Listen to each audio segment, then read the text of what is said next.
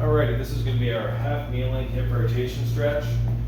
Basic, basic classic hip flexor stretch, but we're going to add a couple of extra form points and a little bit of a hip twist to it. So our initial setup, major way we're going to look at this is we want to think, thigh up and down, hips level. The major deviation for tightness out here is this is going to want to pop up. So you almost want to think the hip is bouncing out to the side a little bit and making sure this stays level across or even slightly dropped. We're going to think of a little bit of a forward glide, and then we want to think we're going to twist one way, hold that for a little bit, then twist the pelvis the other way, so we're spinning across the hip socket here and opening that up.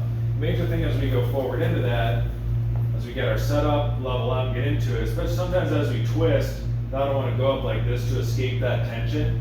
We want to keep that leveled out, getting that to really open up that front part of the thigh, and then feeling that twist one way, twist the other, hold the ends for a little bit.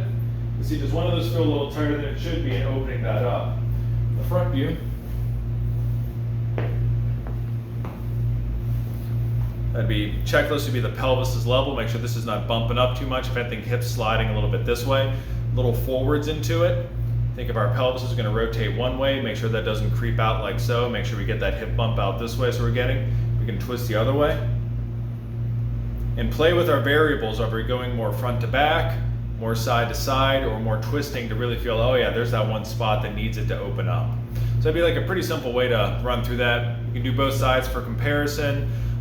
This is a little bit low to the ground. We can do this on the ground with the back toe up to put a little more, with the back toe up a little higher, that'll put a little more stretch across the long hip.